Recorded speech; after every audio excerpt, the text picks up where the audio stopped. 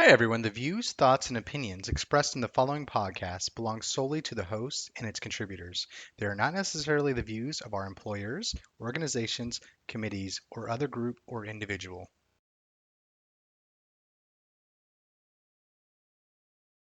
Well, hey, everybody. Welcome to another episode of Brewing with BIM. I'm Joe Whitney, and with me, as always, is Dave Campbell. What's up, Dave? Hey, not much, Joe. Another beautiful day. Another beautiful day. How you doing Beautiful. today? I'm doing all right, man. Today's been a lazy day for me. After work, I had all this kitchen project stuff that I need to do, and I said, screw it. I ain't doing any of it today. I'm done. Yeah, Taking a break. yeah, nice, nice. That was my day yesterday. I ended up chilling out with the kids. Adrian had a pampered chef party. She's a pampered chef like host or consultant and does all that kind of stuff. She went over to somebody's house and so I just hung out with the kids for a few hours. So since I was here and I'm like, I really don't want to take on any big projects, I decided to smoke a tri-tip and get that ready for dinner.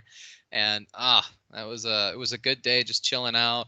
Took them to the park for a little bit. I checked on the meat before I left and I actually ended up wrapping it in aluminum foil and getting the temperature just down a little bit below like 250. It was right at about 240.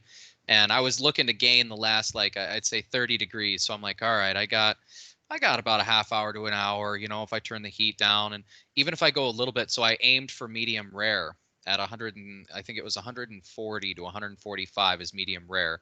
And man, right when I pulled it off, it was at like, I think it was at like 142. So after it rested a little bit, it went a bit above 145, but I'm completely fine with that. It was a really good smoke. Dude, yeah, the pictures you sent looked quite tasty, man. I had this smoke cabinet, this electric smoker that I keep meaning to get into. I've probably used it like 4 times. I'm slacking, man. I'm slacking. And I had the perfect occasion. Like I've been without this kitchen for like a month because we've Yeah. been remodeling. We've been cooking on the grill. We've been cooking in an electric skillet. We've got a microwave set up in the living room off to the Yeah. side. That's like the On the perfect kitchen setup. table. You have all the reasons to go get one. Yeah, it's like, well, all right. Well, I got a smoker downstairs. Why don't I just throw my meat in the damn smoker? Yeah. Let it sit. I mean, we're home all day anyways, and then Yeah, dude. I'd have some meat by dinner time, man. I just hadn't put forth the effort, thought about it. But now that my kitchen's almost done, now I'm like, you know what would really be good? Cooking outside. Heck yeah, dude. I've been Well, I've been getting to the point where I'm debating. Like Adrian bought me this. We haven't picked it up yet, but she bought it for me right as we were leaving to Indiana. She bought me a smoker, right? Um, gosh, I can't even a Pit Boss smoker, and I honestly just haven't gone to pick it up. And I'm sitting here like, man, do I really want to get rid of my charcoal? Like, I know it's kind of a pain. It's a pain to keep the temperature, especially if I want a higher temperature, and then if I want to control it for a while, the charcoal kind of makes it harder. Like I have a side box with mine, and I'll just use the side boxes on shorter smokes. Perfect. The charcoal kind of goes out at like I'd say 3 maybe 4 hours, somewhere right around there, depending on how much charcoal you put in there. And if I keep stoking it with wood chips, but every time I do that, I lose heat. You know what I mean? And it's kind of temperamental. But having one of those newer smokers that you can just set the temperature, kind of tell it what it is, put a meat probe in there, and check it to your phone and walk away. I'm like, man.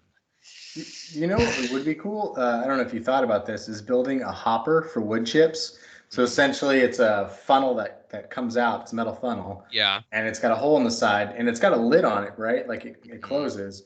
But whenever you're like, it's kind of like just a tube that comes out, yeah. widens just a little bit at the end, and whenever you want to throw some extra wood chips on there, all you gotta do is flip the little flap and dump some in there and close it back up, Hmm. and you're not losing any temperature that way. But I don't That's know, not a man. bad idea. Yeah, that's not a bad idea. If I I'd know have it you're a over handy the vent. guy. Throw some Yeah. stuff at you. Yeah. Yeah, that's an idea, man. That'd be an idea. I mean, it's yeah, it's something we might have to check out just because of the seal. You want to keep the seal, maintain the heat. You don't want to melt any other metal. I wouldn't want to make it out of like aluminum or something, burn it, and the next thing I know, No, I'm like, no, man. man, my food Yeah. tastes like a can. Well, that's why I never got down on the beer can chicken. It literally tastes more Yep. like the beer can than it does the Yeah. beer. Yeah. I don't know. I found out also with that, you have to find a specific kind of chicken for that, or like not chicken. I'm sorry, beer. You have to find Oh specific yeah, kinds of beer for that. Like, don't just go get a can of one of my just despised Budweiser. Don't just go get a can of Budweiser and dump and put it right in that chicken, man. That's gonna be that's gonna be interesting tasting chicken. yeah. We before we hopped on this call, our listeners, we had quite the conversation about Budweiser. It's you know, you guys might shit on us, but it's not our preferred Not a beer beer. pong. Not it's not a Yeah. beer pong beer either. No, it's too heavy for beer pong. That Yeah, was our conversation. It was beer pong. yeah. But you've got speaking of beer, you've got a beer pong beer right in front of you right now, man. Dude, I do. I'm so excited about it. So this week, we kind of balling on a budget again, right? And I was looking at, I bought my wife some new tires for her van. We ended up buying some school supplies and stuff. So I'm looking at the budget and I'm like, I could really use some beer, and hey, I kind of want this to last me a little while. So maybe some quantity over quality, And then I'm looking around like, man, okay, I'm prepared to get something here. And then I see something catches my eye, right? It's this pink box with flamingos on it. So instantly I walk over like, well, what is this? And I find Natural Light. So I got me some Natty Lights, Natter Days, right? Strawberry lemonade beer. And you got a 30 pack for $18. Dave is sold. I am in. What are you Yeah. drinking this week? Well, man, I've got this keg that's I'm probably gonna be drinking Joey's like, forever. dude, I'm still saving money over here, bro. I actually haven't bought beer. I'm not saving money. I mean, if you know how much I spent on that brew setup. Yes, Um, yes. so let's just do the math real quick. 30 divided by 18, or 18 divided by 30. Mm-hmm. You're at 60 cents a beer, man. That's pretty economical Cheers, as bro. far as Right beers there we go. go. Heck yeah. Yeah. I'm still nursing this IPA. Yeah, well, dude, it's funny though. I've noticed I can drink about 4 or 5 of these things and I'm still cool. I drink 4 or 5 IPAs and Dave is slurring quite a bit. Like Yeah. that's the time to hit the brakes. Yeah, that's a bit much. 4 or 5 IPAs. I uh, uh I might need somebody to tuck me in at night. That's especially you get a pint, 4 or 5 pints. Oh yeah. Yeah. That's good Yeah, I stuff. need somebody to hold the hair. No. These ones. So I'm almost done with one of the. I've got these 2.65 gallon kegs. I haven't been drinking too much beer just because I have this remodel project going on, and we've been out of town. Like 2 weeks ago, we went up to New York. Um, so we've kind of been kind of a little lackadaisy on the beer, but I'm almost down through one, and then I'll start brewing my next batch, which will probably be, I don't know, I'm thinking of a farmhouse ale probably Okay. is what I'll do. Maybe notes of strawberry, something in there. I don't know, something interesting. Um, but I might actually, while I've got this time, I'll probably throw some hops in my keg and dry hop. So I've got this one keg already still hooked up. It's got CO2 in it. I might drain the CO2 and dry hop it, and then put it back on gas, Yeah. and then in a week when I'm ready to crack that one open, should Yeah. make up for, because that's what this beer is missing right now. It's missing the hops. Like it's got a tremendous amount of hops in it already, and it's got some great flavor, but it doesn't hit the back of your tongue like a West Coast IPA. It's more like a New England IPA. Okay. I'd say it's almost a hazy IPA. Okay. Okay. But Dude, you got my wheels turning over here, man. I've been thinking about making another brew, and I still need a couple things. I need to get a new brew pot because mine just warped and then didn't make it very well over the move. was it And aluminum?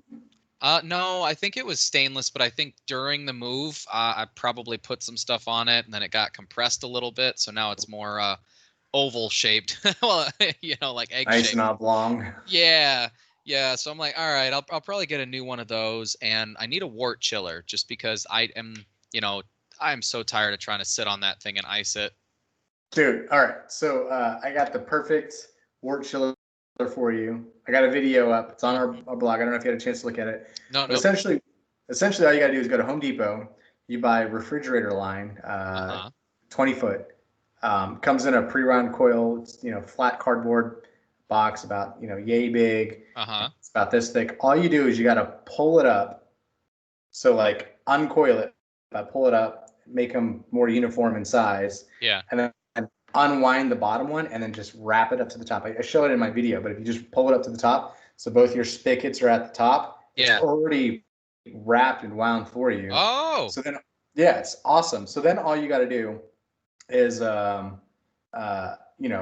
what I did is I got these, they're not cam locks, they're quick disconnects. Mm-hmm. So I run one to my pump and I run one in a cooler full of ice water. Yeah. The next time I brew, though, I'm going to change it because the ice melts too fast on the first go round. And when you really need the ice to cool it down is at that last part because any water is cooling it down quickly at the first part. Yeah. So if you just use if I just were to hook it up to regular garden hose water, I think I'd be pretty close to the cool down. But then save my ice for the end, the ice water for the end, and then rapidly chill that last part. And I think that's where you really need the ice water. Okay. Okay. Yeah, and then all I do from there is I take the ice water that's running through the coil line, and I feed it back into this tub that has some star sand in it, and it's the water from my star sand. There you go. Heck yeah, dude. Yeah. That's recycling. I like it. I like it. Dude, you'd be amazed at how much water you use freaking cooling down some beer. It's crazy. Oh yeah, it's a lot of water, man. Yeah. It really is. Like 30 gallons of water, just dumping it out. It's like, I got to refill my kid's pool. Huh? You guys want to go swimming? Because Dad needs to make some beer. Yeah, man. No, I actually strawberry sounds really good. We got all the fruit coming down off the mountain right now. So blueberries are ripe, the blackberries, and then hood strawberries. By far my favorite. Just man. You listeners, if you guys aren't familiar with the Fruit Loop at Mount Hood, it's like this. I don't know how many miles it is. It goes on forever, but it goes around the top of Mount Hood essentially, pretty much all along the north and northeastern side of the mountain, making its way towards the back. That whole section, yeah, it's so awesome. You can go. There's like alpacas out there. You can go pet if you want. There's, there's various fruit wine places, ciders, fresh fruit all along. Just go and there's a whole bunch of places where you can go pick. We went and pet some mini goats. I think my daughter was probably like 2 years old. Yeah. Dude, just a lot of fun little places along that path. It's pretty cool. Yeah. Awesome fruit, man. Awesome fruit. And yeah, the hood strawberries are my favorite. They're amazing. And you got me thinking now. A strawberry farmhouse ale might actually, or a strawberry rhubarb ale or something like that, might be nice. Might be on. Yeah. Got the wheels turning. Yeah. Yeah, it's getting thought. It's pretty warm out, man. I don't want to be drinking IPAs all the time. No. Farmhouse ales is pretty nice, man. I can go for that. Yeah. Oh yeah. Yeah.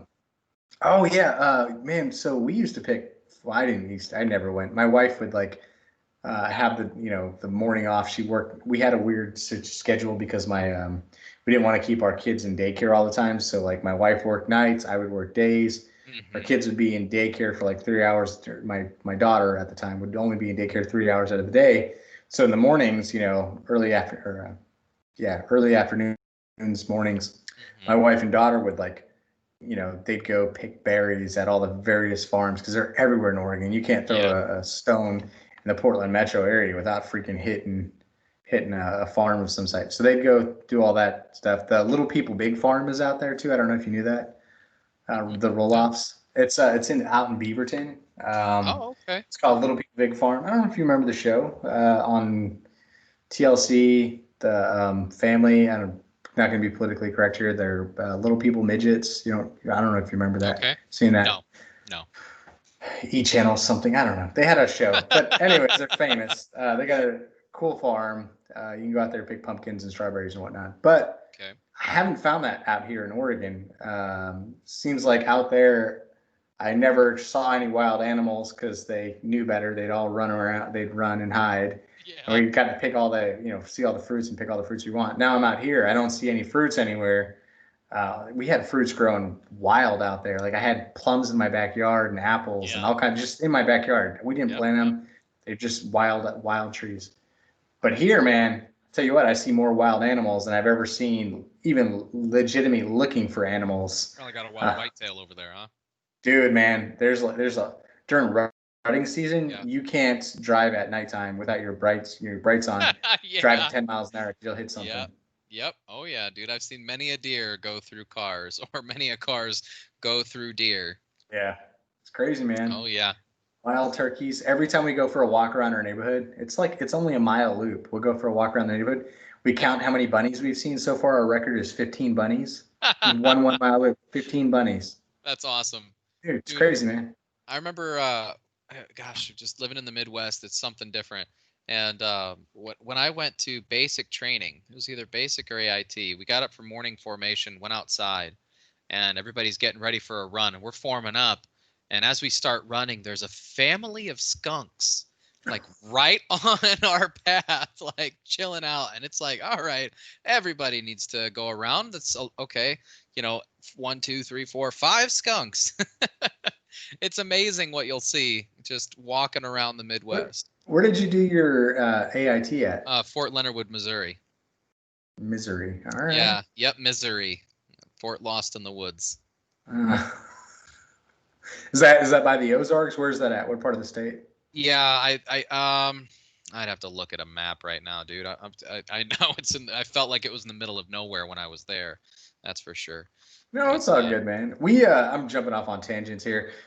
We should probably get to the meat of the episode, anyways. Well, hey guys, today we're gonna be chatting about Bluebeam 2020. It's not 2020. It's just called 2020. 20. It's just 20. It's just 20. Yep, Yeah, they've taken it out. Bluebeam It's 20. Yeah, perfect. So today, Dave, you're a Bluebeam expert. So I figure, today's the day to ask you some damn questions, man. Let's get to the root of this. There's Bluebeam's got a lot of cool stuff in the works. We follow a lot of it, whether we're talking about the coming, geotagged construction management platform, the cool apps that we get to see the betas of. You're at XCon every year, I guess, except for this year. Yep. A lot of cool things happen in Bluebeam. There's a lot of buzz. There's it's kind of got. They're not a startup, but they have that startup vibe. Yeah.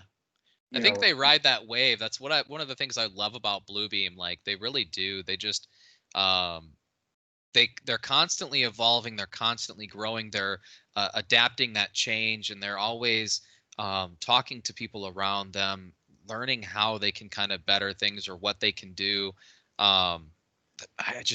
You're right though. It feels like that startup because they have that energy and they're constantly wanting to, whereas a company that's been doing it for years, usually they get comfortable, right? And they're like, okay, cool, we know who we're working with and this is what we're going to put out and everybody knows what to expect and they're comfortable. It's cool. But at the same time, dude, Bluebeam is they're still reaching, right? Yeah. I mean, you're still seeing as we were going to talk about a little bit here later in the episode, but you're still seeing these other applications like, well, Rover or what was the other one? Atlas. Yeah. Yes, Atlas. You're seeing things like that start coming out, and you're like, man, where's Bluebeam going? What are they doing? Like, how is this going to impact us? And I'm just curious, like, to see where it goes, right? How they carry that energy. Yeah, they definitely seem very agile and nimble is the word agile, where it's that startup vibe where they feel like they can react more easily. They can tailor, like they're still searching for users, even though I have a remarkable user base. Sorry, I'm trying to get my No, dude, it's all good. I'm enjoying watching your growler go into Halo and then go back out and go into Halo and go back. oh yeah, I guess before we get started, man, let's talk about our backgrounds. You and I switched from using Skype. Now that we're official, we're using Microsoft Teams. Yep. It's such a better platform for what we do, sending invites. It's more professional. So professional that I get to have Halo behind me. Happy about that. And you've got a lab going on there, man. And Yeah. you named some of your robots earlier. Oh, I think it was Bradley, the BIM bot back there. Yeah. Coming at you live from the Brewing with BIM lab. Nice, Bradley nice. and Bob over here. Bradley and Bob. Bob's the big one, right? Yeah, Bob's the big one. Bob, you big lug. Cool, cool, man. Well, getting back to Bluebeam, and the other B, Bradley, Yep. Bob, Bim, Bluebeam, uh, Bluebeam 20. Um, I didn't see a lot of new features with this one, but there were some key elements that I thought were really cool, and I just wanted to get your opinion on some of them. I guess first let's do a quick run through. What are the key features for Bluebeam 2020? Well, I mean, I would say there's been some improvements with Studio in managing your projects and sessions. Like inviting users that don't have a Studio account yet. You can still invite them and set up their permissions.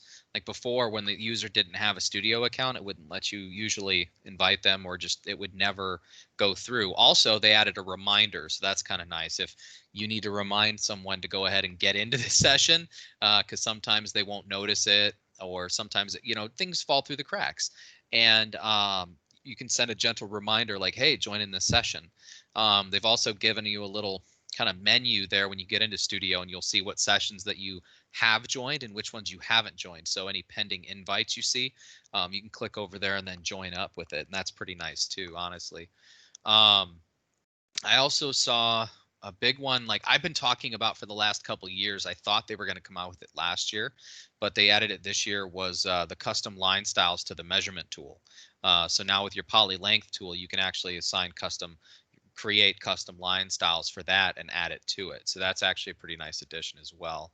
Oh, actually, if we have any listeners in the Australia area, they actually have added a studio server for Australia. So now you'll see the UK, the US, and Australia.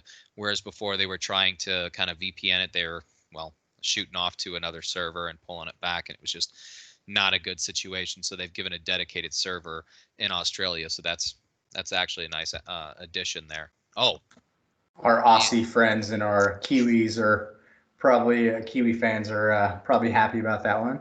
oh yeah, I'd think so. I would think so.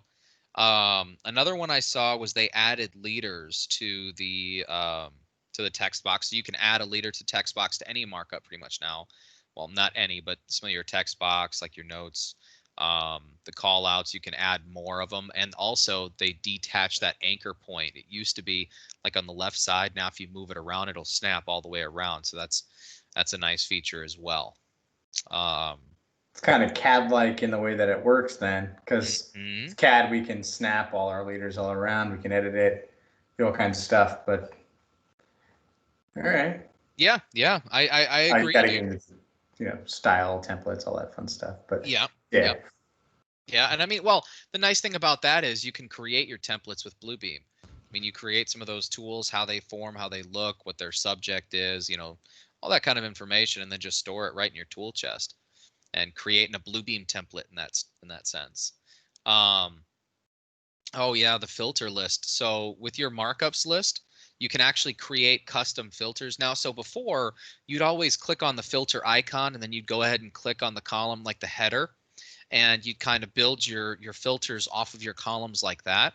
But with the filter list, it's actually they move the filter to the right side of like the search bar. Um, you'll see that you can create your custom filters there and then save it. So you can actually use that custom filter moving forward. It's not like you have to go through, click your subject, pick this one, click the status or color, what have you. Excuse me. And as you're going through building your filter, now you can just build it and save it like a configuration, and then you can pull it into any other PDF. So that's going to save you some time there as well. Oh, and for anyone that's actually getting new into Bluebeam Review 20, or if you're let's say somewhat set into it, they have a new find tools and commands under the help tab. the menu bar at the top. You click on that, they'll help you find different commands and tools inside of Bluebeam Review. They're trying to kind of make it easier to navigate through it. And also, of course, with all the Bluebeam Review tutorials and everything like that that are under the help, they try to get their users to navigate or give them a good foothold, I guess, a starting point into Bluebeam Review to kind of learn it, right? And kind of navigate through it. And that's really, I mean, honestly, what Bluebeam has done well in previous years of review. I mean, users would get into it and they felt comfortable with it. Then you start seeing now people talk about it's kind of intimidating, right? And I actually, when I go through my demos, a lot of times I'll let people know, like, hey, let's break this down a little bit. If it's intimidating when you get into it, let's create this profile. Let's start standardizing this configuration for a deployment, right? Any new users that we have getting into review, let's go ahead and send them this getting started profile, anything like that, to take it down a notch, right? And kind of break it down to the basics. And I think that's very, very important when you're getting into a new program or even just getting reintroduced to the program. Go at a slower pace, right? Less buttons sometimes are better. Make it to where they can do their job, right? At least just the minimum, the bare minimum. And at that point, cool. Let them kind of figure it out after they go through that crawl phase. Let them walk a little bit and then run into it. Send them the advanced profile, send them the big tool sets and things like that. I think the UI change in 2019 definitely. You mean 2018? 2018, yeah, sorry, definitely. Well, that threw a lot of people off. I was adamant that I wanted to keep using 2017. Like I was like adamant. I was like, I am not using this. Give me the old version back. I don't want to do this. And for a while there, I did it, and then I kept getting, I got a new computer, forced that one back, and then with this computer, my other computer is underneath this one. My work computer is, but my work computer. That's what I did. I was like, all right, I guess I'll just jump to 2019 now. Yep. And I'm not using it like everybody else is. I don't have to do anything. I'm not the expert. That's you, dude. I stopped supporting it years ago. But it just changed so drastically. And even I mean, not that I'm hot shit or anything, but I got overwhelmed with the 2018 change. So now I can see like somebody coming in from scratch and not ever seeing is like probably gonna be like, oh my gosh, like, well, this could be a bit much. You know what's funny is I felt that same way at first when the switch happened to 2017 to 2018. Oh, so I'm not alone. Yeah, definitely not alone. I think that feeling was shared by the masses, at least by a vast majority. But the thing is now, I don't think I want to go back. Now that I'm back, now that I'm in 2019, I don't want to go back and use 2017, right? And then another thought process that I've had kind of as I've been teaching classes and doing implementation and consulting for Bluebeam, I've realized that the drop downs are really more comfortable for everyone. It was the dynamic or the changing menu of 17 that people had gotten used to, the bright colors and the big icons. And, when you click here, that brings this up. Yeah. But, dude, as part of the training, that was a whole part of the training to understand what this button would do and what all the menus are going to change to and how this is going to change every single time. And now it's, hey, if you need to place markups, you go to tools. And most of the time you're going to look at tools anyways, because you're like, what's under my tools here? What are the tools for the software? So in my mind, they've made it kind of easier to navigate it, right? They're not hiding things behind the panels. The menu bar up top is very easily identifiable, kind of navigatable.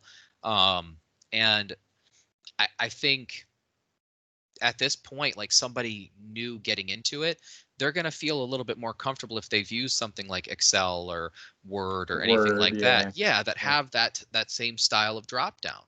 So in that sense, I'm glad they did it. I am. I'm curious to see what happens moving forward. Well, again, there's two ways to run your Word and Excel as well. So you could have the drop downs, or you could have a pinned bar essentially. Those toolbars. Yeah.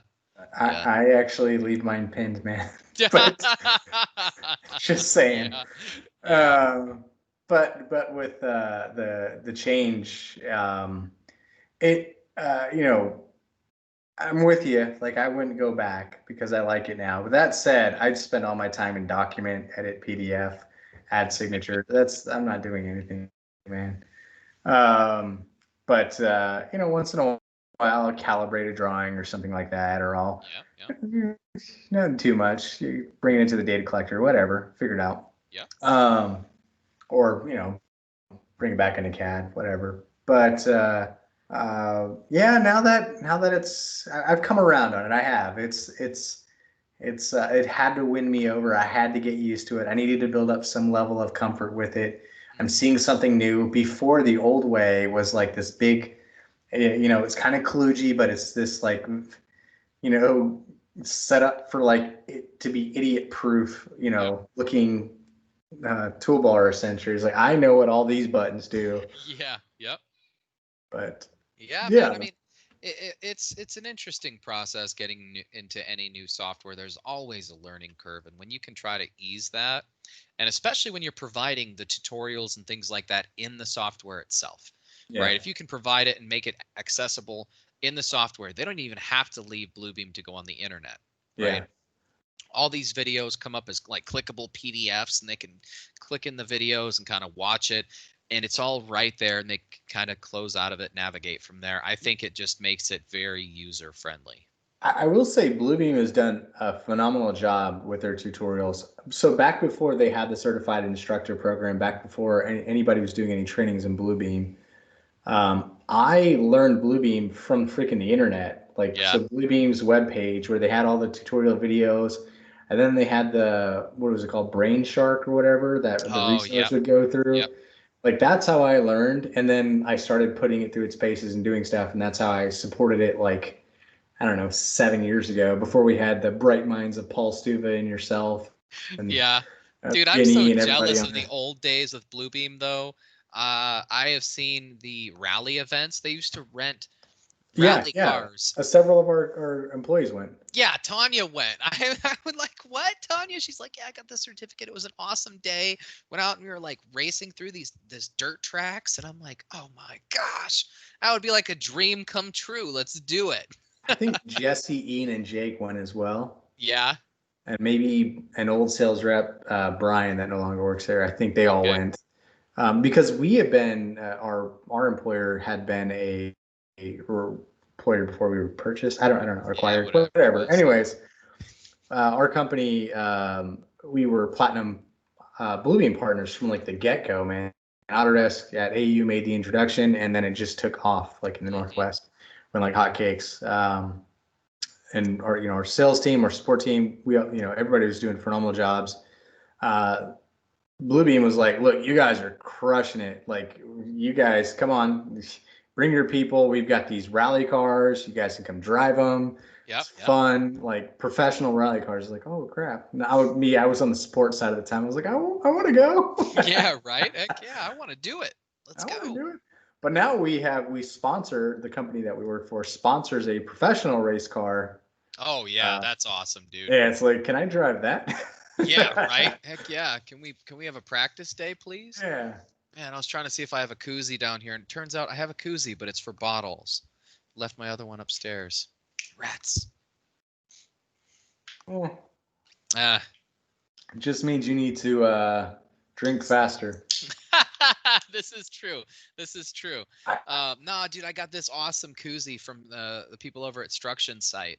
And I was like, oh, this is pretty cool. I got to bring this on to one of the episodes and show it off. Like, oh, this is pretty cool. It's a very cool app. Very cool app. we're I mean, kind of suckers off for topic of swag. Bluebeam, but yeah, I'm always a sucker for swag. Are you kidding me? If you give me any type of swag, I'm on it. This dude gave me what was it, oh gosh, I keep wanting to say Rumbix, but I don't know if that was it. That does not sound right, right? Don't quote me on statistics here, but um, What is it? What does it do? it was Rumbix. Yeah, it is Rumbix. Sweet. All right.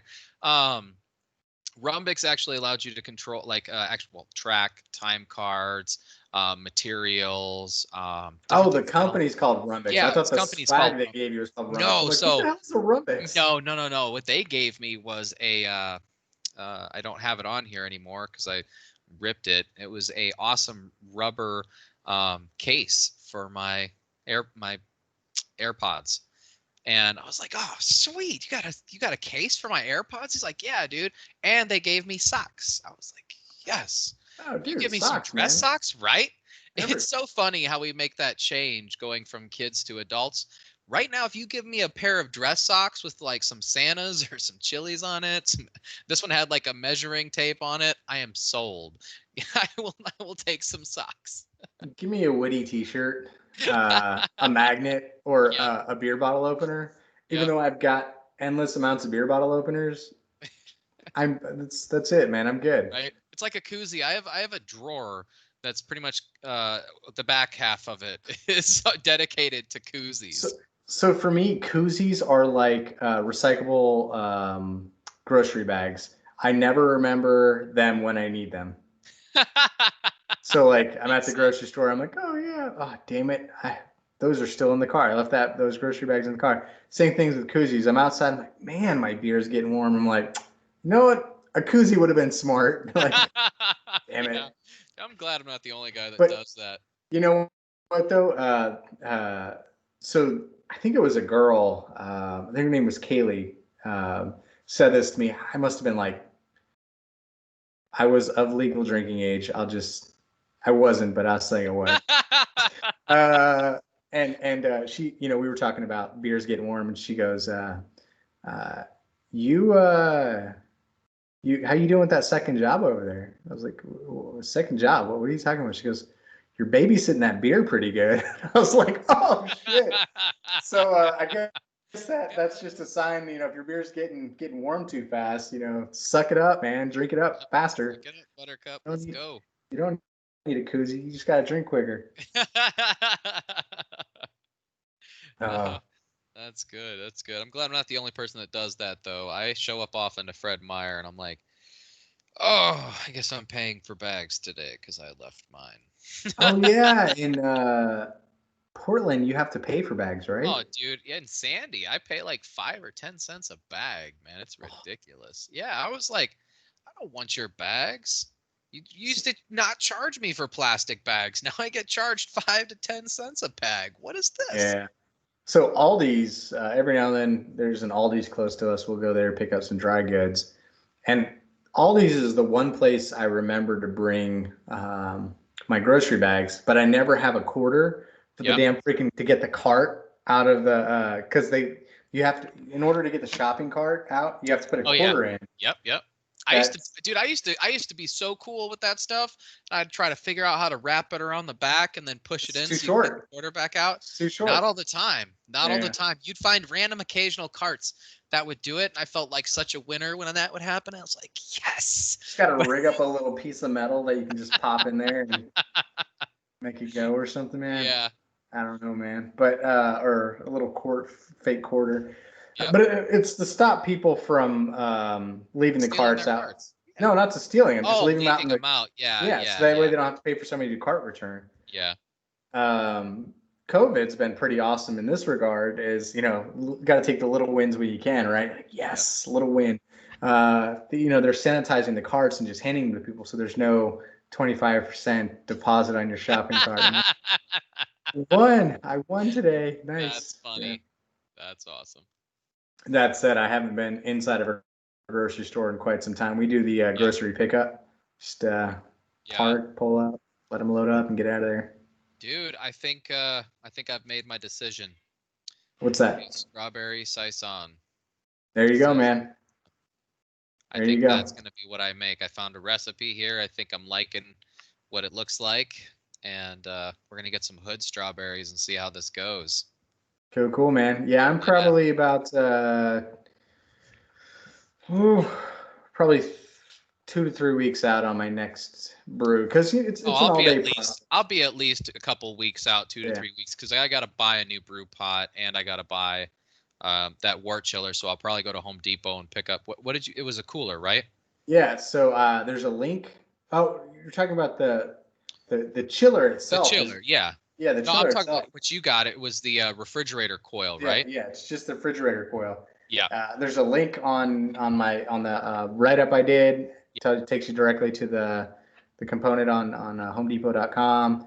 I think it's like $15 or something like that. It All right. has the Yeah. tubing. I I put it in there. I priced it out. I gave everybody all the information they need.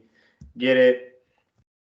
It'll Yeah. save you. It's a great way to do it. All right. Um, but I'll have I've to check. got I'll have to figure out how to recycle the water, though. That sounds like an interesting one. well, you've got to clean everything at the end, right? So if you have like, so I when I moved here, we packed everything in Totes. instead of using totes Yeah. instead of using cardboard boxes because what am I gonna do with a million cardboard boxes later? So we just used totes and got like 100 totes stacked up that I'm just for whatever if I ever move again, Yeah. need them for random things. I use them to shuttle tools up to my house, like so I Hmm. got all my tools down in my garage. I need to go upstairs to remodel stuff. I Yeah. fill up a tote full of tools and bring it upstairs. Yeah. Yeah. But anyways, I grab an extra tote. I sanitize it. I throw some Yeah. Put some Star San star in there, sand in or there. Yep. Yep. one Star San, whatever you're using. But anyways, dump that water back in The the tote. water as comes out back into the tote, man, and then use that for your cleanup process at the end. Okay. All right. Yep. Yep. Yeah. Yep. Yep, yep. And Okay.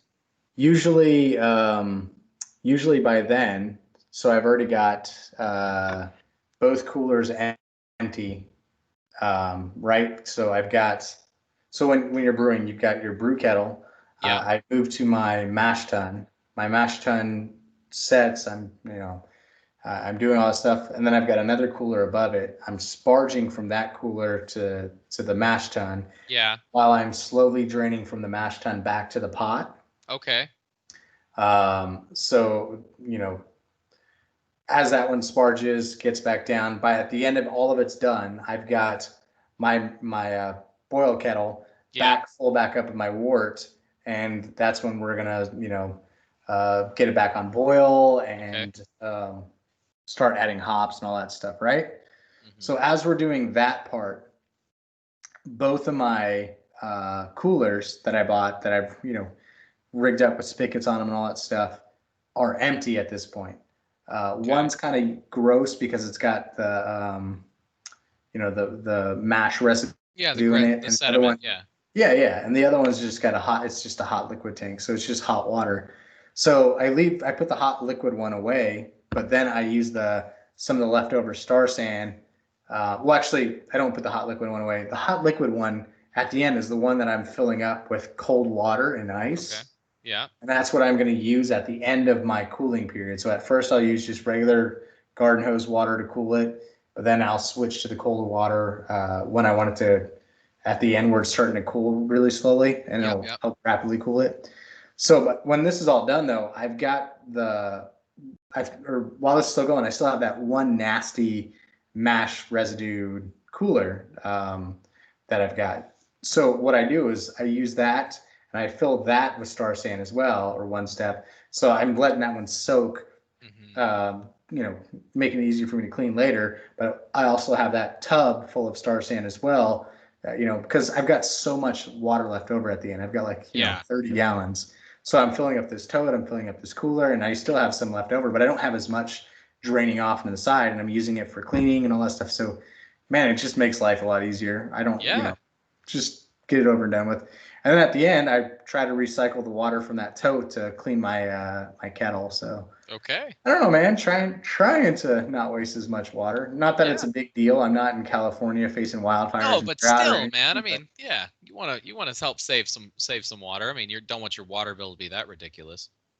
yeah, not that it would be. It'd probably go up like what, $3 or something. Not a big deal in grand scheme of things. But Yeah. yeah, so I'm gonna get back to that. Again, Okay. I'm at the end of this first keg. I want to dry hop. So next week it's probably a good week for me to actually get some beer. Actually buy some beer. Yeah. Change it up. I don't know. I might just cheap it up and do some Corona or something, man. Like Heck yeah, I need dude. something a little lighter on the taste buds now. But I'm almost done with this kitchen kitchen project. So when I'm done with that kitchen project, that's when I'll start tackling the brew day. I've got so many Nice. projects, man. They're just never ending. Like Oh, dude, just I know, I know. It's funny. Adrian and I sat down the other night, and my whole family's coming out here for Thanksgiving. So oh wow. my mom, my stepdad, my brother, and my sister, and then my other sister, her husband, and their 5 kids or 6 kids. Your So house ain't that big, man. Where are these people staying? we're gonna have to find some room, bro. I tell you Oh man, what, dude, man. the projects have been, little things at first that I needed to get done.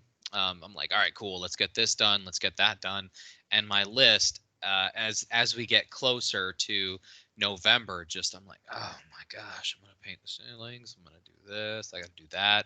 So do you remember downstairs, right, where we moved Ivory into her bedroom down there? And Yeah. then we had that little area for a playroom. When we cleared that out, I turned it into partially my office, and Adrian has her sewing stuff down here, and a few things here and there. Well, we're sitting on the couch the other night talking about it. We're like, man, it'd be really nice is if we could take down that wall downstairs and make that like a whole bedroom, the downstairs basement. Put a wood burner down here and put a Well, door up you already across have the hallway. like a chimney or something built in, right? Yep, yep. There's already a chimney right up above. There's an actual vent pipe right here. So I've already bought the wood burner. I just need to vent it in. And we've been talking about it. I'm like, oh, I'm here. oh, okay, yeah, mine changed. Sorry, the teams ended up changing, but I was thinking like, man, I'll knock down this wall and put a little wall up across my hallway here as a door. Knock out the little closet because it's under the stairs, has a doorway that goes in across our hallway there.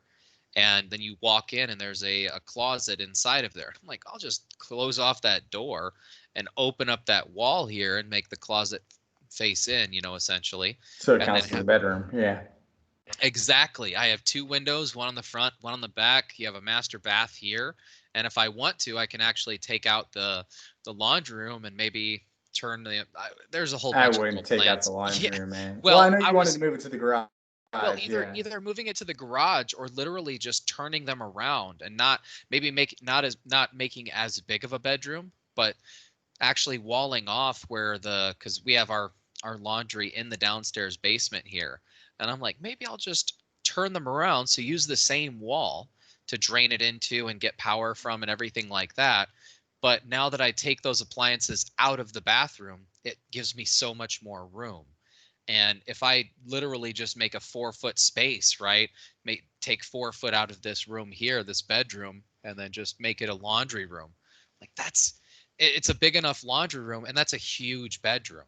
And Yeah. at that point, I could even put a tub in that bathroom, anything I want. Now, I'm going to honestly tell you, I do not want to cut concrete and smash that foundation and do all of that work again. I am not for going down into the subsurface and trying to cut new pipes and all that kind of stuff. That was an interesting project that I've realized I'm not the guy for that job. I mean, I did it. I'm not gonna lie, I did it and it works, but I don't want to do that again. Yeah. That concrete saw kicked my ass. That thing was interesting. Then that, of course, breaking up the slab with the sledgehammer, and I'm pulling little pieces out. Like, oh, this is great. This is great. We're getting there. Yeah, I don't envy you. This is actually this house here that we're in is one that I would run into that same thing because it's slab. My last house Yeah. was beautiful. It was pier and beam.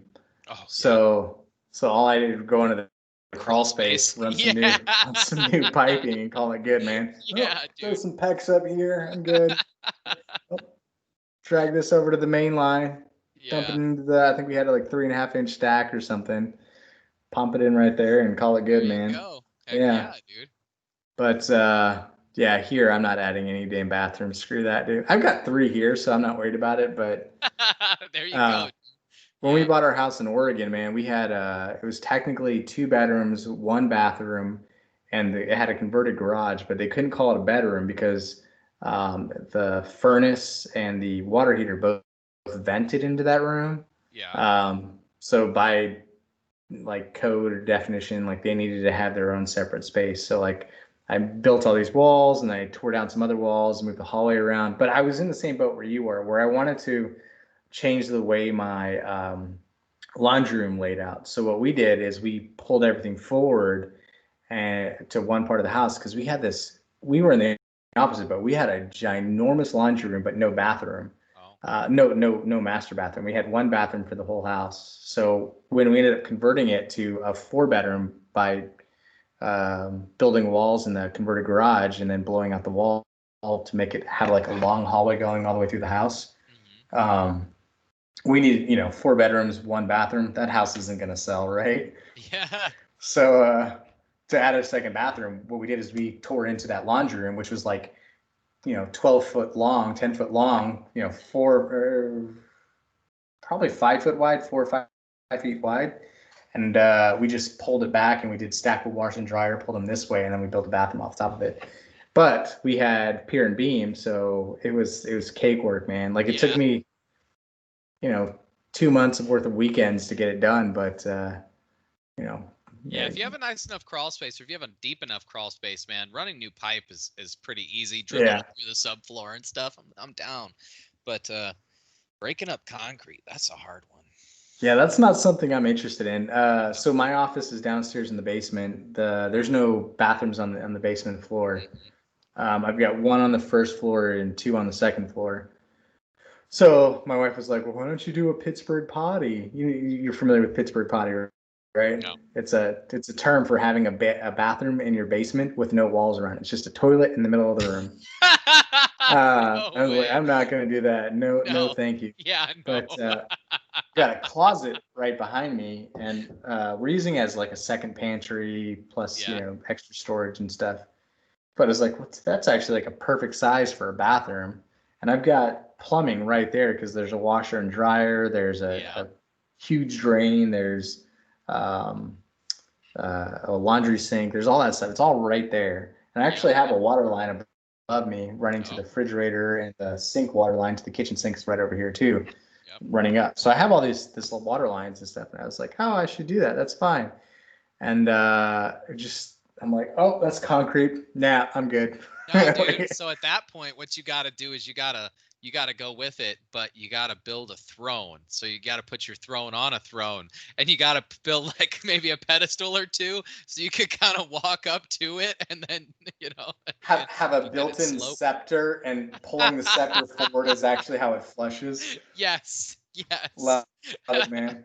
The way I figured it too is if you could get it up on a pedestal, man, at least that point you can get your slope and then down into your drain line and cover it all up so you don't have to bust through the concrete. Yeah, that's true, man. That's actually not a bad thing, but I don't really care. It's either that or get one of those. I may be fat, but I'm not. I may be fat, but I'm not lazy. I can walk up this freaking 14 steps to the bathroom that's right here. Call it good. Oh yeah, yep. Oh, the comforts of our home. Yeah.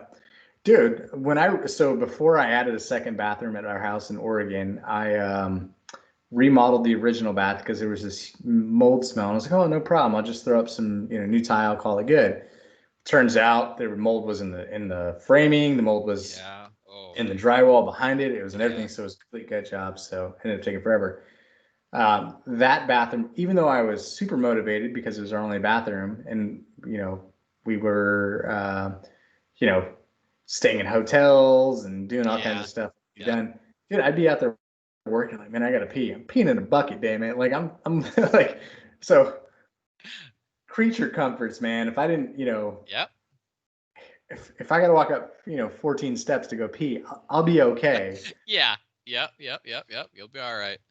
Oh, so let's bring it back full circle. Oh yeah. Anyway, this is another tangent that we go on here. Bluebeam, Bluebeam, yeah. So I will tell you. So there have been a few more fixes that I want to kind of briefly talk about for the 20 version. Printing from Revit, recognizing your rooms as spaces. They've done a little bit of tweaking on that. You're also going to see that, man, I had some issues when I would print from Revit to Bluebeam Review, and what it would do is it would rotate some of my pages. And I mean, it's not a big deal. I just go into my thumbnails, select them, right click and rotate it, but it would do it every time. And it's kind of annoying, takes me a few extra clicks. So they've actually worked on that, that issue. The usernames over 50 characters. If you had a username over 50 characters for Studio, they wouldn't let you have an account. Now they've kind of dropped that restriction, and just a few things different like that. Like your snapshot should be working correctly with your pages. With legends, your radius node can be moved for lines that have been converted to an arc. They brought back the incremental degrees for snapping when you rotate your markups, different things like that. I'm trying to get back into it, like Bluebeam. And I'm like, we went off on such long tangents. Yeah, I don't know how we got there or where we were going with it, but I feel like if we were to ramble for forever, but so I haven't installed Bluebeam 20 yet. I've just been chatting with people about it, and one of the things that came up was better permissioning with Studio, and I was just wanted to look that up and verify what that was about. Well, I know there was one in terms of assigning users permissions that don't have a Studio account yet. And then Studio admins can invite and assign permissions to users, and of course, send reminders to invitees who have yet to join a session or project. Let's see what else is there. I know they've done some improvement with groups in Studio. For those of you who add your large groups to your user access list, it's going to be accessible now, so it should work properly in that term. And then if you guys are utilizing groups in your Bluebeam Review Studio accounts, I will tell you that one big thing that we've noticed is those are kind of tied to the user account, right? And I've learned this from a few different people who have learned this from experience. If the person who creates the project is they are the administrator, right? And if they have groups and permissions assigned to their groups in that account, those will actually override anyone else. In terms of, if I make let's say I bring in another type of project administrator, right? And I assign them full control to user access and everything like that. When they go to create their groups and they assign their permissions, whoever created the original project, the administrator of that project, their permissions will trump. That's just one of the things that happen. Now, at this point, I would try to go ahead with 20 and see if that has transitioned properly to where we can adjust it. But I would say that the big note there is that it is tied to that user's account, because not every user is going to have the same group, right? Now, in that sense, though, if you have a standardized lists of let's say collaborators that you work with, that you can standardize or put into list of groups that make sense for your entire company. At that point, when you're assigning these permissions, it will be I don't want to say revolving, right? Because it's not really going for full circle, but it is at the same time, in the sense that everything should match. If I'm going to go ahead and assign this permission to this group, if I've already got that from somebody else, or somebody else has already created that, it's not going to have overlap because we have the same group, right? At that point, you should be good. But it also takes that communication, right? Communication of who's in those groups, what groups you have, and what permissions to assign, things like that. All right, so it sounds like there's some new functionality with it. Are we going to see the big UI change that we saw? Like we started talking about this earlier with 2018. I hope not. Let's not do that again. I mean, I think I'm cool with the 2018, 2019. I mean, honestly, I was feeling better with 2019 than 2018. Yeah. And, obviously we had a lot of bugs with 2018. Yep. That was not an awesome year for Bluebeam up until about 2018.6, I think it was. At that point, we had a pretty good consistent like program. And 2019 has been good. 2020, well, 20 at this point. Even though I mean, I'm still drinking the Kool-Aid at this point, right? I just downloaded it. I'm checking it out. I'm like, all right, all the rendering's good. If I bring in images and I'm moving around and I have my 360 degree, or when I render it with my Skia engine, I notice my image stays. So I'm like, oh, that's pretty cool. All right, cool. We're gonna make sure that everything is copacetic with 20. But as of right now, I think it's pretty cool, and I do think that some of these improvements are nice. Now, a lot of people are going to ask, is it worth the upgrade? If you have maintenance, yes. Like, why not? Why not? Yeah, I mean, if you have maintenance, yes. If you're paying from this upgrade, where are you coming from? Are you coming from 2017? You coming from 2015? You know, kind of, what are you looking at there? And at that point, I mean, it's a comparison, right? What features are important to you, and are you ready to take that jump, that little learning curve? Even though I'm going to tell you guys that with the newer versions, the tutorials are great. They can walk you through a lot of stuff. You'll notice the symbols are the same, the colors may be different, the interface itself may be a little different, but you'll still find some comfort in knowing that a lot of Bluebeam review is still the same. Okay? Yeah. But yeah, I mean, like I said, we're going to get a lot of those questions. Should we go? I don't know. You know what I mean? I think that there are some good feature improvements here. I don't think it's anything huge. You know what I mean? I'm not saying it's like, oh my gosh, this is amazing. It is very cool, and they've made some improvements that I think are worthwhile, and I think it does go towards bettering their software as a whole, right? But it's not generative design, you know. It's not. I'm just kidding. I guess. Bluebeam yet? Yeah, damn it! Where's Dynamo and Bluebeam? They set up some scripts for Read QTO. my PDF. Yeah. Give me the code compliance report. Oh, man. There you go, man. Yeah. I mean, I guess there's a little pros and cons to both of it. So with Autodesk, CAD software in general, not upgrading could mean that you can't work because of version issues, right? Yep. Bluebeam's not like that. A PDF's a PDF. Mm-hmm. That was pretty cool. You took a drink backwards and your drink disappeared, so you were just like, awesome.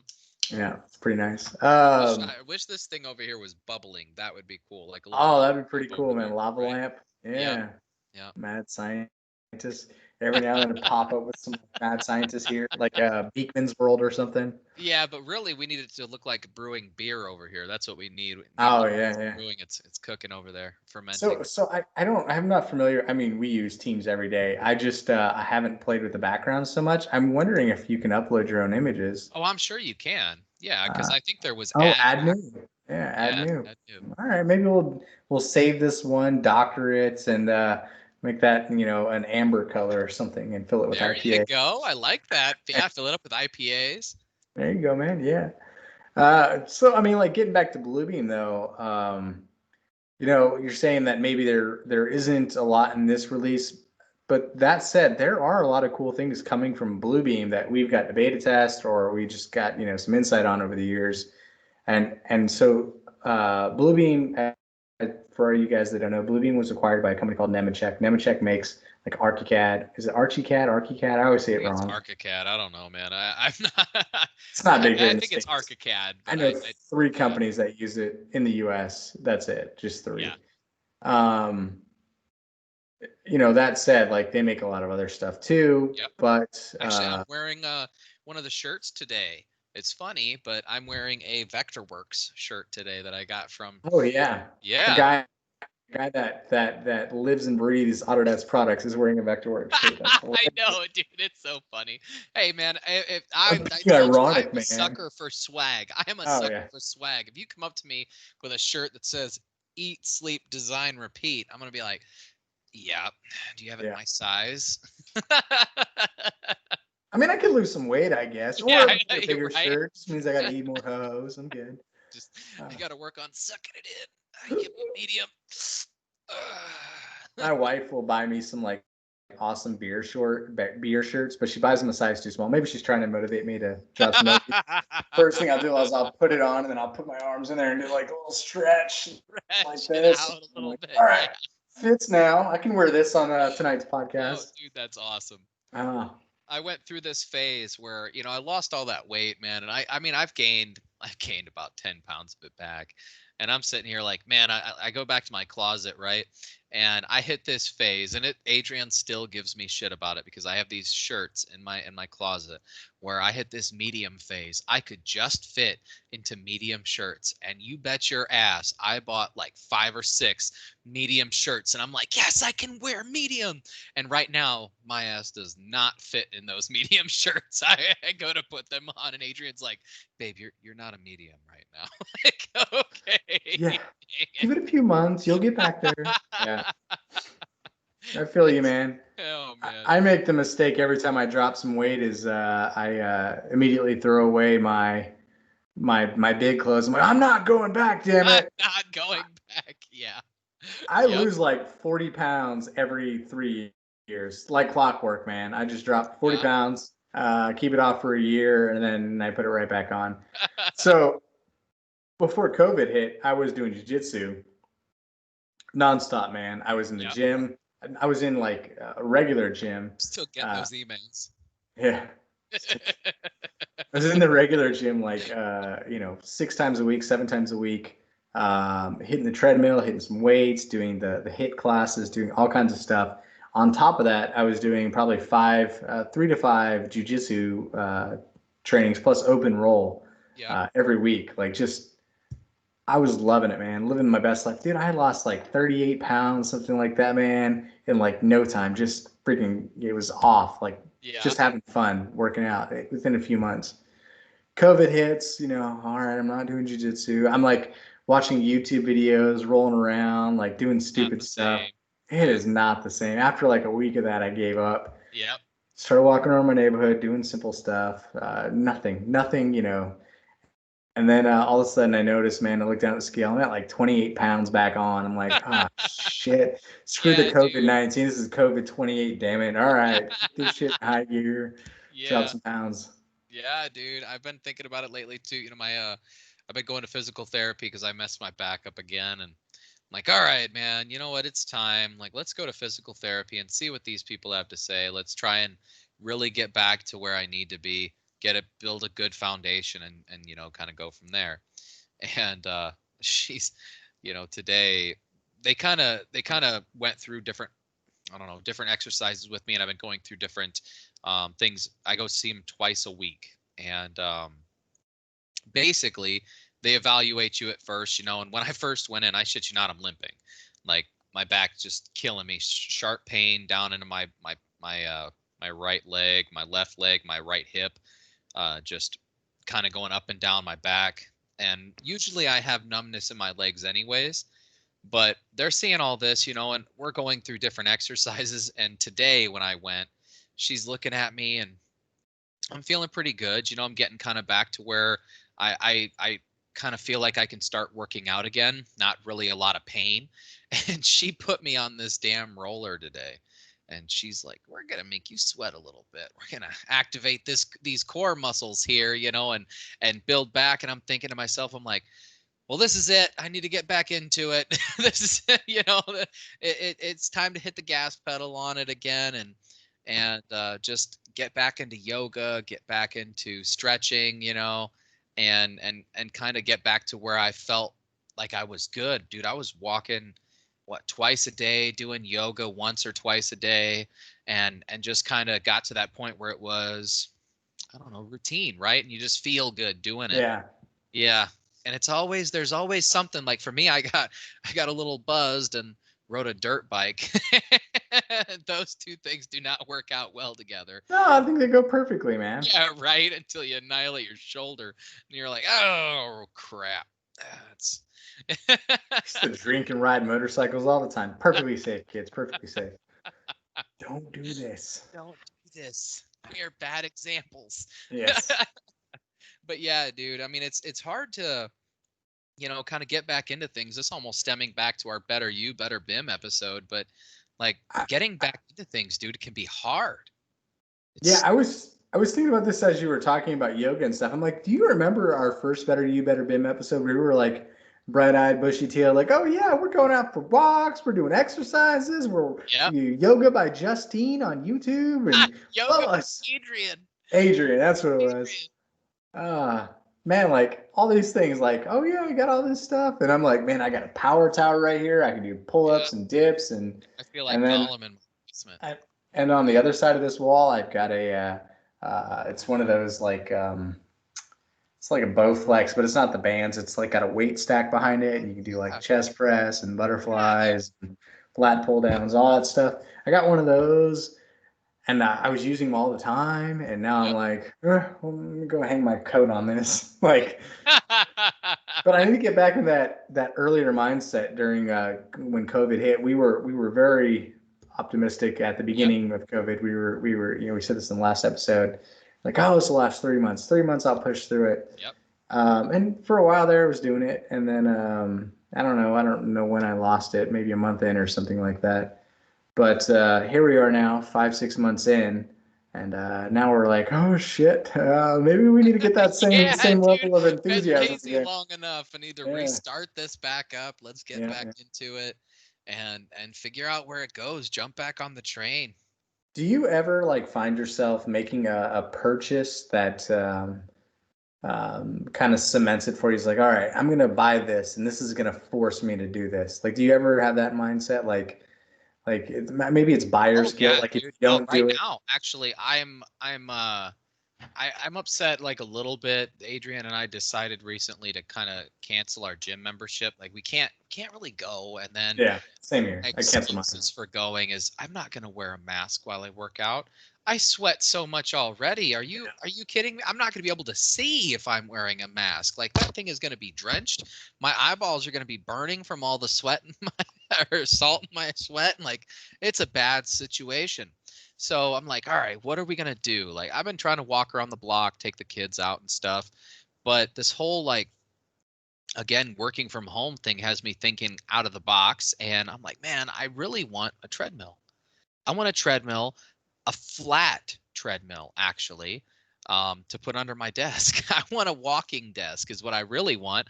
But I'm actually right on. Adrian and I were talking about it today. I think I'm teetering right on that. Do I buy it? Do I wait? Do I buy it? Do I wait? Like I can walk outside, but when the weather starts turning, a treadmill is going to sound even better. And then, Yeah. as I'm working, like even today, I noticed, yes, I took a time away to go to physical therapy, but as I'm going through my day working, I actually have to keep it at the front of my mind that I need to stop, step away and stretch, or I need to do like an exercise where I get in a plank or I lay on my back, just kind of stretch out my back and things like that. You have to You, think about that stuff, dude. you know what's cheaper than a treadmill, right? What's that? Timer. Like just set a damn timer. Oh, Like yeah. Oh, every yeah. 30 minutes, make sure you do some shit. Right. Oh, Right. I dude, mean, yeah. For me, honestly, though, it's too easy to slap off that timer. damn Like, I'm straight snooze. snooze, get rid of that shit. No, fuck Yeah. that. I'm doing too much right now. I don't want to stop. I'm in the middle Right. of it. But for me, I'm a hard judge on myself. I'm a hard critic on myself. And I look at this damn elliptical in my office, and the only reason I don't use the elliptical is because my kids broke it and one side's hanging off. Otherwise, I was literally finding excuses like little time during the day to just go jump on the elliptical. I'll just do 5, 10 minutes, 15 minutes, and I'm on the elliptical and I'm like thinking while I'm on there. And it reminds me of like being back at the office. I used to just walk around and think about things, kind of like one of our coworkers does. I'm like, man, I like walking around. I'll go walk around the block a couple times, Yeah. and I'll clear my head a little bit, get some good ideas, and go back. And for me, I'm like, man, if I buy a treadmill, I'm using the damn treadmill. Like that's it. I have to. What's it gonna take to fix your elliptical? Oh, spit, grit, duct tape, A will to do it. will, yeah. I shid you not. This damn Nice. elliptical, man. I have blue painter's tape all over the front of it because the knob to adjust the like the tension on it, or like the Oh gosh, what the hell do they call it? Well, it sounds like this thing's destined for Oh, the this thing scrap has been yard. falling apart, dude. I got this thing for free, like Oh when I moved yeah. here, You need and to put it out in the front yard and yeah, put it do a that's Craigslist for exactly scrap what it metal. is. Yeah. That's exactly what it is. It's fallen apart. It did its job. It's never really worked to tell me what I was doing. I knew I was just walking, and I'm like, cool, like it works. And then my kids were like doing this whole thing where one was on one leg and the other was on the other leg and going around, and then they're dancing on it. And then I think one just came completely out. Yeah. Well, for me, I'm in the same boat as far as the reason why I brought the question up about the purchase is like I find myself like, oh, I need to get back in shape. All right, what's going to motivate me this time? What do I need to do? So I find myself making purchases. So this time I purchased a punching bag. Oh. It's like I was watching Kingdom.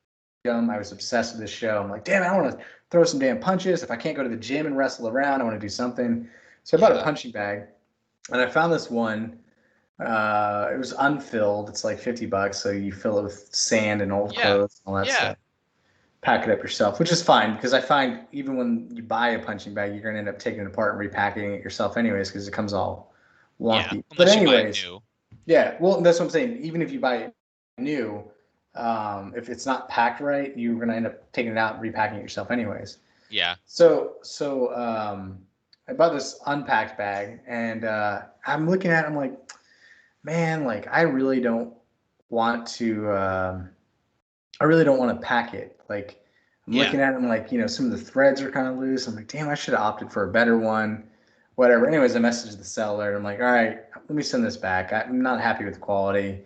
Tell me where to ship it. Give me my refund, whatever. I'll pay for shipping, whatever. He goes, tell you what, keep your money, keep the punching bag. So I have a free punching bag now.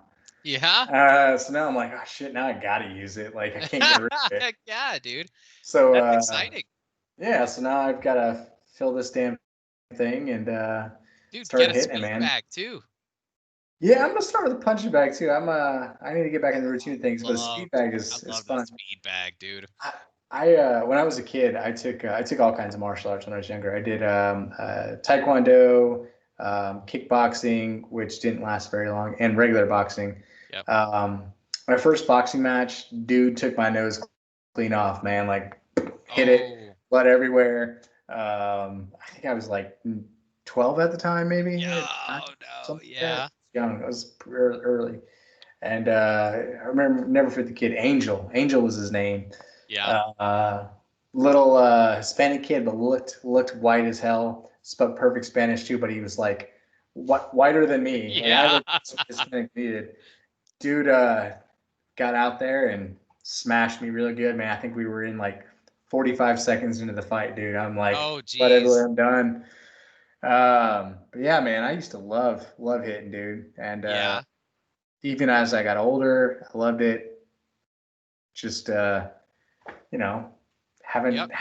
hadn't had space for it in years, and now I've got this man cave. Yeah. Threw it Dude, at up. one point, I mean, I still feel like I miss it. Like I was a level two a modern combatives instructor. So in the army, I was a level two instructor, and I did. Gosh, when I was growing up, I was wrestling, boxing, jujitsu. When I got into the army, it was Any transitioning excuse, into what's that? any excuse you could to hurt somebody. I Oh, get it, man. dude. Well, it was some of it, I guess. Yeah, some of it. More of learning to defend myself, and I always loved to learn, and combatives was a way for me to exercise without thinking about it. Like that was one of my biggest dislikes about running. I had to actively think about running the entire time that I'm running. If I play basketball, if I play soccer, anything like that, I am not thinking about running. I'm thinking about playing the game. I'm thinking about winning. Yeah, so I mean, I love, and that's the thing. Like, I talk to my wife about this all the time. She's like, why don't you just go run? Why don't It's you so do hard to whatever get you're that doing? I'm damn motivation to like, run. running is so damn boring. Like, so like we do the elliptical. I get in my own mindset, and before I know it, like I found a way to force myself to run. I'll run. So before we left Oregon, I was running like 10 miles every Yeah. morning. Like before 8 a.m., I do 10 miles, man. I'm Damn, freaking dude. Yeah. glowing, dude. It was awesome, man. I was having fun, but it was all because I listen a lot to the JRE podcast, Joe Yeah. Rogan.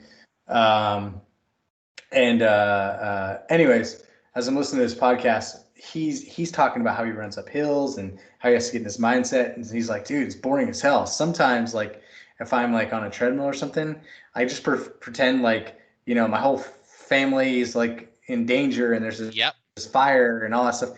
So like this first started, I guess, the wildfires were really big in the news in California. So like, I'm running, and it's like hard to psych myself up. By like mile 2, though, I'm in the zone, and I'm like thinking, I'm like, oh shit, gotta, I gotta carry my kids on my arms and pick up my wife, and we're running through the flames, and we're like like I'm like just zoned out, and this is like what's running through my damn head just to keep me running. Before I know it, I look up, and I'm at like 10.2 miles.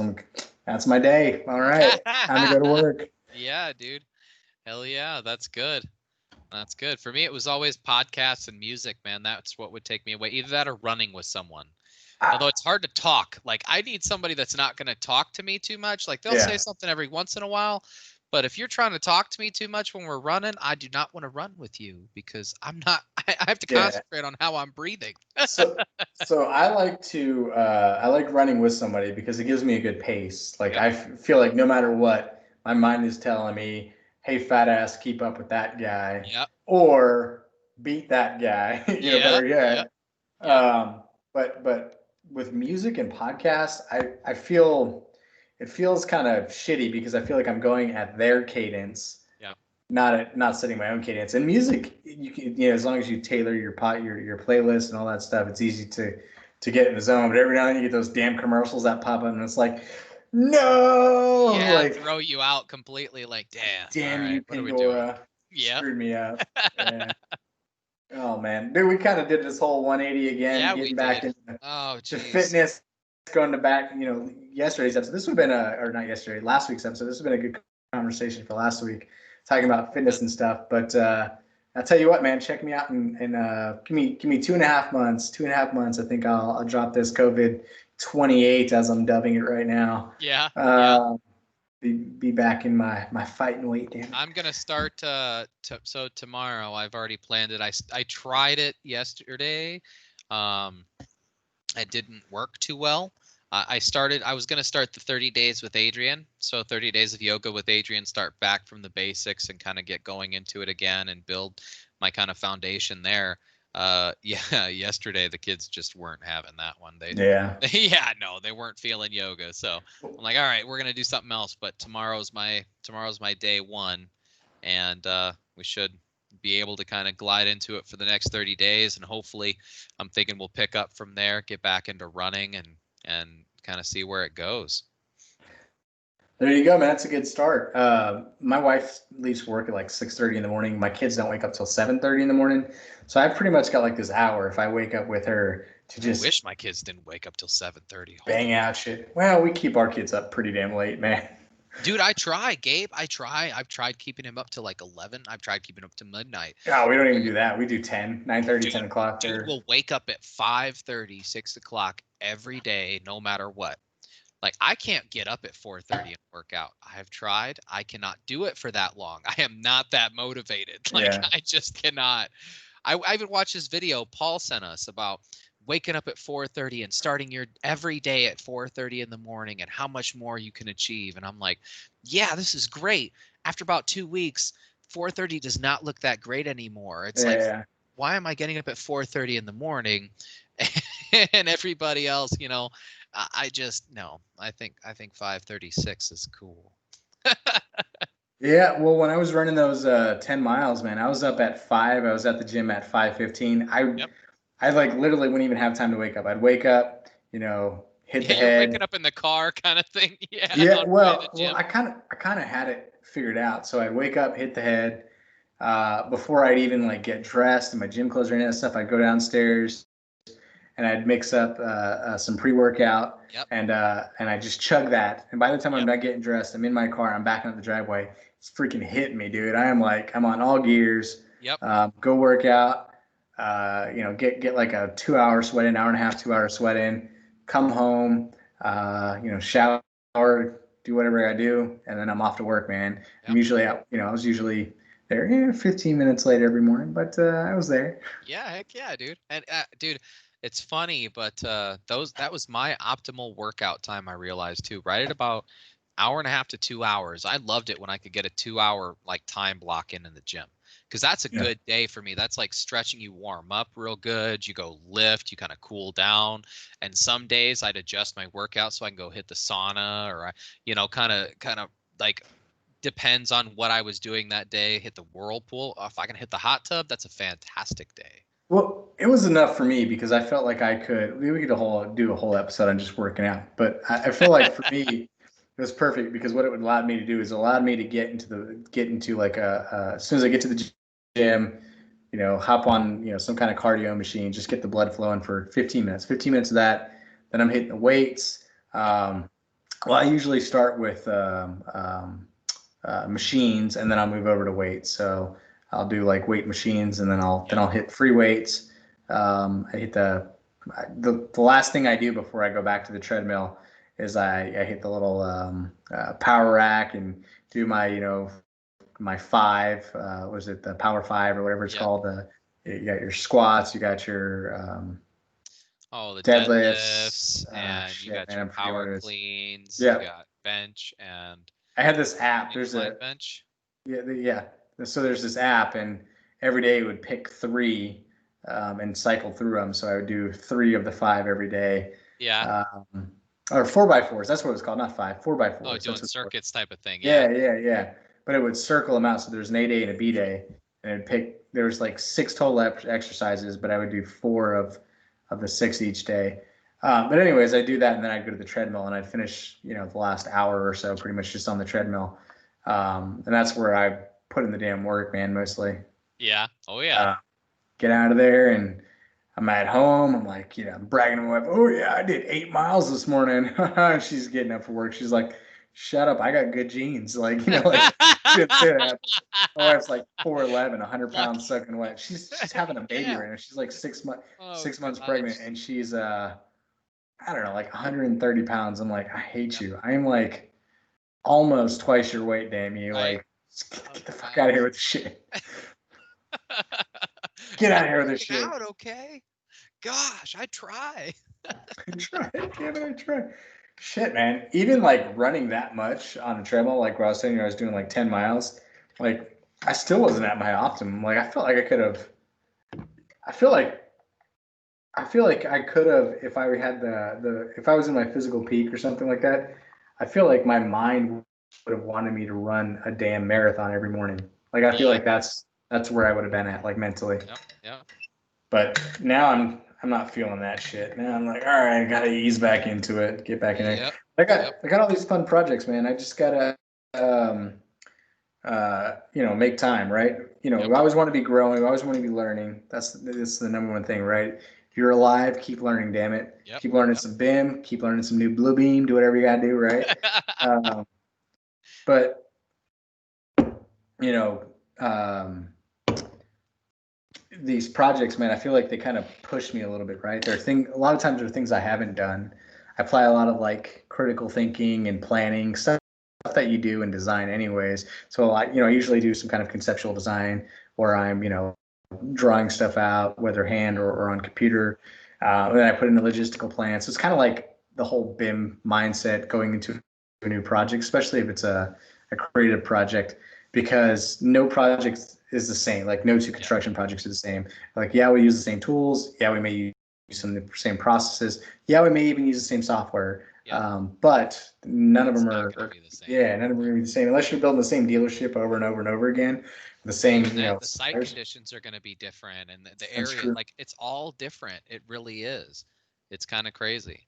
It's a Yeah. beautiful thing about it, though. Anybody with ADD, it's perfect. It's never the same, right? I, You're always adjusting. It's I always used to something say, new. man, like it was always interesting because it always felt like I was doing something new every day. Even though you're doing the same job every day, it's a Yep, different job. I don't know, it's something different. it is. The exception being pounding hubs. Like, I never want to pound Oh, hubs on a construction site ever again. Sorry, guys, just don't want to do it. Um, but that said, man, so I've got projects out the ass, all of them requiring different things. The newest project, I told you about this. I don't know if we chatted about this last week. I don't even know if I had it last week, but I bought that motorcycle. mm-hmm. So I'm kind of going through this design phase now because I'm gonna start Yeah, there you cutting, go, dude. chopping. This bobber is gonna be so sweet, man, when it's done. Yep. But I got to get through these home renovation projects first. But Yep. like that's on my mind. Like that's the carrot at the end of the stick. Getting to that this winter. Yep. Yep. Yep. Oh, dude, we are an hour and a half in, huh? Oh shit, man. Yes, sir. Yes, Oh, sir. buddy. All right, man. It's almost midnight my time, but I think we went on quite enough tangents. Quite enough tangents. But dial this back, bring it back full to Bluebeam. There were a few things I wanted to ask you real quick, and then we can jump off. So with Bluebeam 20, you went over the new things. Not a lot has changed, at least remarkable wise. I do like the fact that we can invite people that don't already have Bluebeam accounts to the studio session. That's great. That way you can invite them to download Studio, review first to access your studio. Not review, view first to access your studio. Yeah, just download the free 30-day trial, man, and then once it expires, it just Let transitions time over out, to the yeah. viewer. Yeah, and at that point, create a studio account or create it when you download it, right? A Yeah. studio account is free. At that point, if anybody invites you into a session, mark up on that document, good to go. So with that, real quick, there's three things. So the first one being Atlas, right? So we mentioned earlier some things that they're nimble, they're agile, they have this big parent company, but they hadn't really done a lot of they've done a lot of promotion of like acquisitions and stuff that they've done with this Atlas thing, but they Yeah. haven't actually released anything. Have you gotten any insight on that? Have you seen anything cool come of that yet? No, I haven't yet. I mean, I still go to the site and play with it every once in a while just because I still think it's a very cool application and I'm kind of wondering when they're going to release it, but I haven't seen anything come to fruition yet. And I honestly haven't even been able to play with Rover yet. I've been looking forward to that one quite a bit, but haven't got to play with it yet. Yeah, I asked to be part of the beta, Yep. and they were like, "Our beta's full." I'm like, "Damn it! Like, come on, Yeah, let, right. let me Like, come join." on, let me play with it. Let me play Come with on, it. Come on. we've been friends for a long dang time now, man. Can I play with Rover? No, but man, that would have been nice. Looking at it, it feels like just about every other construction management app out there. You got checklists, punch lists, Yep, all that yep. stuff. It's similar in that regard. We chat about you and I chat about a lot about Bluebeam, or Bluebeam BIM 360 rather, and it kind of had Okay. that same feel. Plan Grid, Procore, BIM 360, the app all kind of Yeah. flows together. So it kind of reminded me of that Rover did, at least the screenshots I saw. Again, I downloaded it, but I didn't have an account to actually load anything, so I didn't get to do any playing with. I created the account, I got through it, but if it won't let you, unless you're part of the beta, it won't actually allow you to upload anything. Yeah. Um, Yeah. Yeah. so I did all that, but so this question comes up a lot for me, and I just wanted you here and now to demystify it before we jump off. There's a few different Bluebeam apps out there. So we chatted about Atlas, we chatted about Rover. All this stuff's coming. You may see stuff available for download, but you can't actually do anything with it. That said, there are two Bluebeam apps out there that people do have access to in Hmm. some way or fashion. One of them is, so if we're on the iPad, we have Bluebeam Review for the iPad, and the other Yep. one is Bluebeam Drawings. When we're chatting with customers about, using it, we have to educate them on which one's which. But when would you use which one, and what's the difference between them? So I with Bluebeam drawings, I mean that you're really granting someone access to view documents from a mobile kind of platform. So at that point, it's free. Bluebeam drawings, you do have to assign it through the Bluebeam gateway and then kind of tell them what documents. And most of the time, I see it sent like documents sent over from a project. And then people will give access to view them essentially. And again, they can view it from In their cell phone. Studio? Yeah, in Studio. Okay. Now, So a I mean, free well, viewer, it's essentially? actually yeah, it's a free viewer, and I actually have it on my iPhone here. Um, Essentially, you just be able to jump on and again, once someone grants you permission to view those documents, you can go ahead and view through them, like just swipe through the PDFs essentially on your cell phone. How does that differ than, say, the Bluebeam View app for the iPad? Not Review, but there's a Bluebeam View app, VU, for the iPad. Oh, honestly, well, there's quite a bit of difference in the sense of if you're downloading the Bluebeam View app on the iPad or drawings. View is, I mean, it's going to give you some of the same functionality. Like when you pull it open, it's going to be the Bluebeam interface, right? Or something like the Bluebeam interface. And you're going to have the little navigation pane on the bottom, things like that, to kind of view any of the documents. In drawings, it's really, it's plainly a viewer.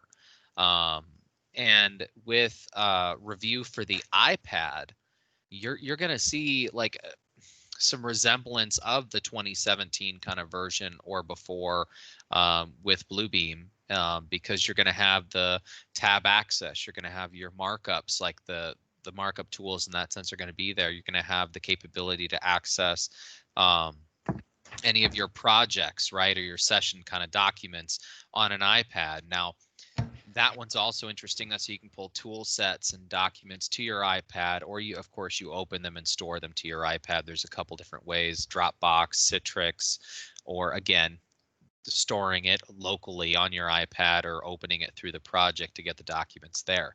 That's actually one of the big kind of hurdles of being on an iPad, right? A lot of times you're disconnected from that server or from those documents. How do you get it onto that device? And with projects or studio in general, that's a huge answer for that. Like if you create a project, you create a session, whatever, and you can, create this project and grant this person on this iPad access to all of those documents, then they can go ahead, read through not only just PDFs, but Excel spreadsheets, Microsoft Word documents, let's say specs or contract documents, anything like that. You can make it available to them right on their iPad.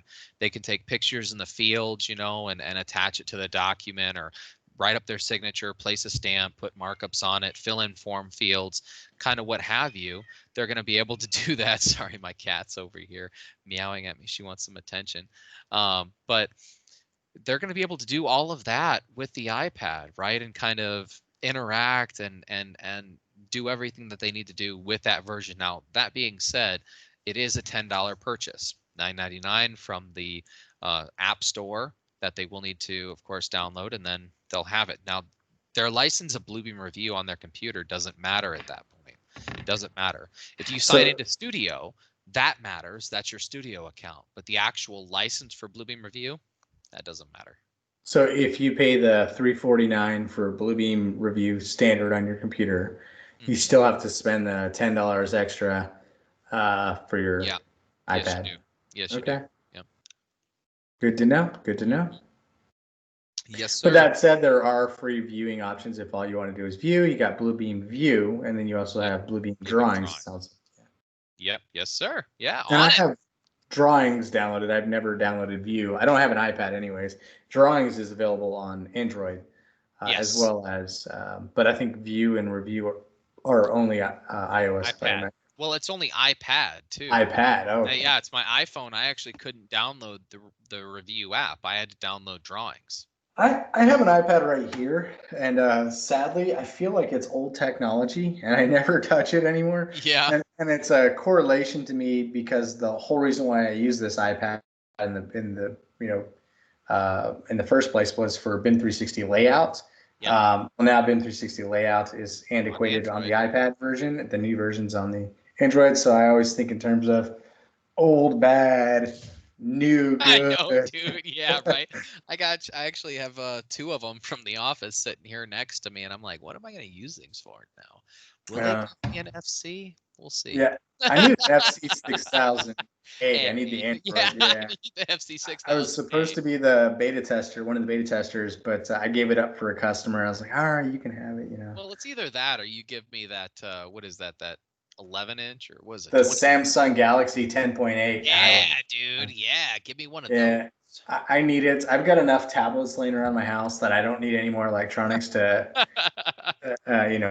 capture my eyes, especially with all the projects I got going on. But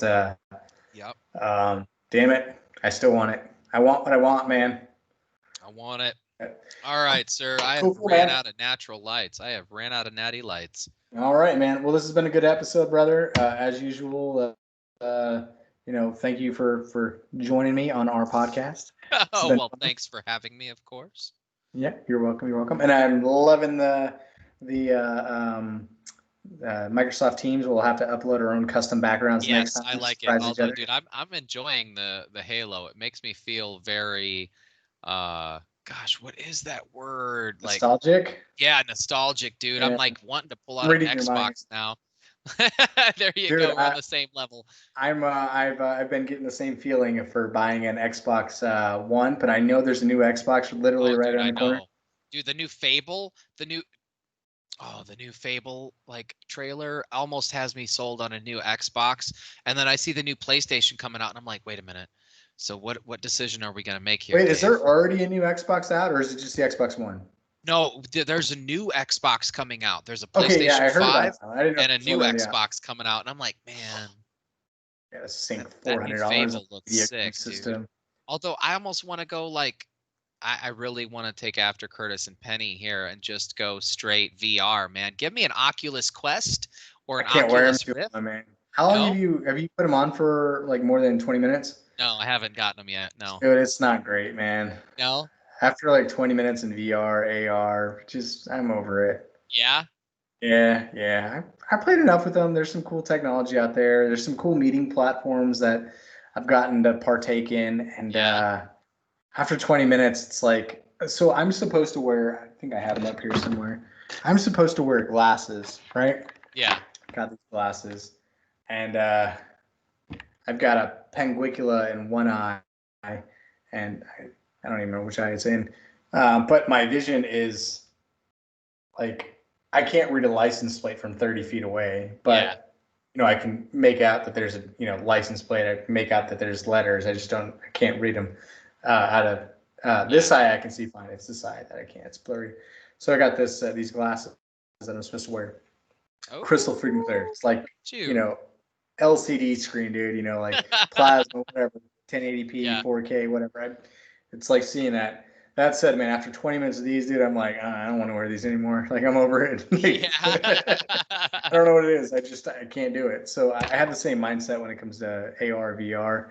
Put those things on after a while. I'm like, One with this crap. I'm ready to go. Let's do it. You're like, just download my mind into this damn computer and let me fly. That's all I want. Let me fly. I'm a peacock, Captain. You gotta let me fly. Oh man. All right, bro. All right, brother. Everybody, thank you for joining us for another episode of Brewing with BIM. Later, Bob. Later, Bradley. Take it easy, Dave. All right, man. Stay tuned for more, guys. Yeah. Thanks for tuning in.